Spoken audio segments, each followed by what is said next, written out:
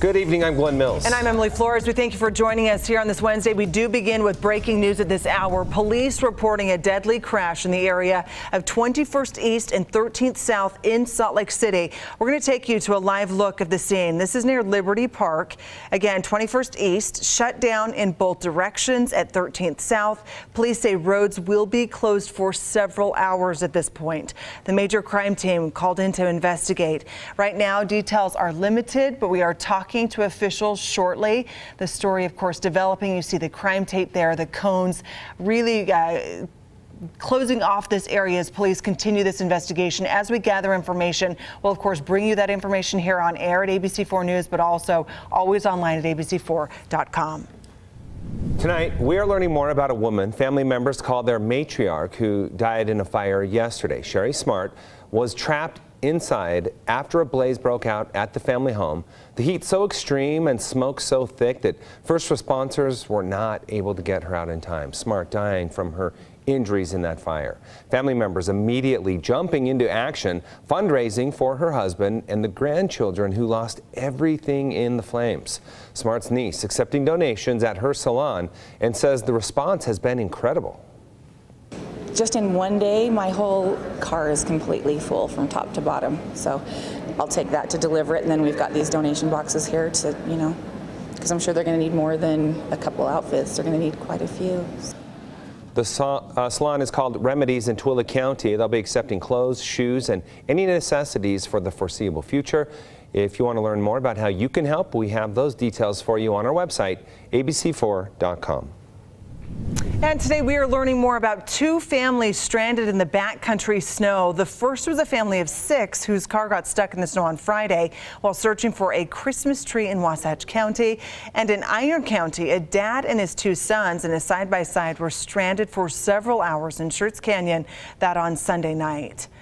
16 search and rescue volunteers used side-by-sides and a drone to find the family. Crews put the boys into one of their covered side-by-sides and used shovels to dig a path to get the family's all-terrain vehicle out. Iron County Search and Rescue saying that temperatures were down to 26 degrees with heavy winds at the time. The kids were reunited with their mother and the family made it safely off the mountain. And in Wasatch County, 6 family members looking for that Christmas tree on a remote backcountry road. That's where they got stuck. And on Friday, search and rescue crews say the family was lucky enough to have cell phone service and they were able to call for help. Teams found and rescued the family, but had to leave their car behind. Search and rescue teams warn people traveling in remote areas, especially during the winter, to always be prepared with an emergency kit that should include cell phone chargers, a first aid kit, a shovel, gloves, and blankets.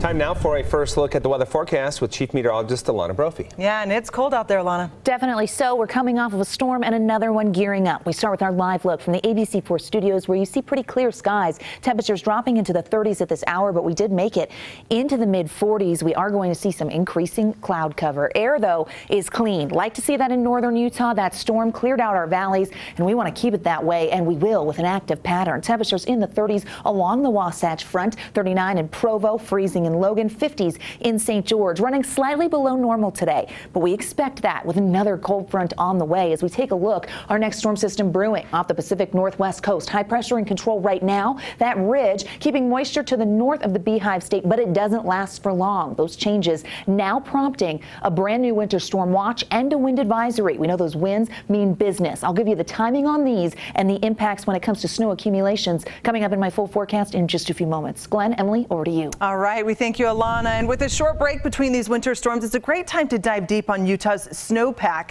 so far. Our ABC4's Northern Utah correspondent Kate Garner is doing just that for us. We are now 2 months into the 2023 water year, and the first half of the year is the most crucial for our water supply. But recent storms have really packed a punch and improved our snowpack. This map of Utah shows the different watershed boundaries across the state, as well as the current snow water equivalent, compared to the 30-year median. All but one of the 16 watersheds is at or above 100% of the median. Utah snowpack usually peaks in early spring, and the runoff it produces accounts for nearly all of the water Utahns rely on for day-to-day use. And this year we're again looking pretty good, so we're hoping that that does put us in a good shape to so that we get all of the snowpack into our reservoirs instead of losing it. Now, our current snowpack is definitely something to be grateful for, but they say we're going to need it to continue like this all winter long, as well as for the next couple winters if we really want to see a difference in our drought conditions. Reporting from Weber County, Kate Garner, ABC4 News. Throughout the year, the Department of Natural Resources monitors our wildlife populations to keep things in balance. ABC4's Alana Brophy rode along with the DNR biologist in Morgan County and got a behind-the-scenes look at the process and why it's so important. Yeah, DNR monitors population for two reasons. One, what's best for the environment, and two, what's best for our hunters. Driving up Morgan County at the crack of dawn, binoculars in hand, DWR biologist Jayla Walden counts deer. It's a vital part of her job, but why? Well, there's two main reasons. First, the environmental aspect. The fawn-to-doe ratios are used to estimate populations overall. The amount of fawn and does in an area determines if their population number is biologically sound, determining if there's too many deer fighting over their resources or too little deer to maintain the ecosystem. Walden says population levels are also dependent on the weather. If we have a really harsh winter, we could lose a lot of fawns. If we have a light winter, then we should see a really good recruitment this year. She says a harsh winter 2 years ago, followed by a tamer winter last year, and then a rainy summer meant many does lost their fawns, but it actually became beneficial as it allowed them to improve physically. So they came into this spring in really good condition. And so we had a really good fawn crop this year. Not only are these counts crucial to understanding our ecosystem, they're necessary for hunting seasons. Counting bucks ensures there's enough to populate the area and to hunt. But DWR says you don't need to worry about hunters endangering bucks. Our buck-to-doe ratios run much, much higher than what's biologically needed in order to sustain deer population. Because of counts like these and the continual monitoring of populations, DWR is able to release the right amount of buck hunting permits. Provides enough bucks on the landscape to allow a good hunting opportunity, but also allows us to issue a lot of permits so lots of people get the opportunity to hunt. And it all comes down to the count. And even though we're nearing the end of deer hunting season, you're probably going to be seeing them on the roads. This time of year, things get darker, you're more likely to hit them, so stay safe. Reporting in Morgan, I'm Alana Brophy, ABC4 News. Thank you, Allie. Well, a former Salt Lake City mayor throwing his hat in the ring once again for 2023 municipal election. Rocky Anderson announcing his campaign for mayor of Utah's capital today after serving 8 years in the role starting in 2000. Anderson naming the primary motivations behind his candidacy, including what he says he was able to accomplish during his time in office and dissatisfaction with current mayor Aaron Mendenhall's handling of homelessness and crime. We need to turn the city around, and I know I can build the team, and we can look back after not even a full term. We're going to look back after a relatively short period and see major changes. Mayor Mendenhall's political advisor saying she's, quote, focused on leading, not campaigning. She is working to make people safe, not to make them feel afraid. Critics of Anderson say they didn't like his combativeness with the city council. We'll have more on what the race for mayor could look like tonight at 10. Senator Mike Lee demanding lawmakers stop passing long-term spending bills until the new Congress moves in, including a government funding bill currently on the table.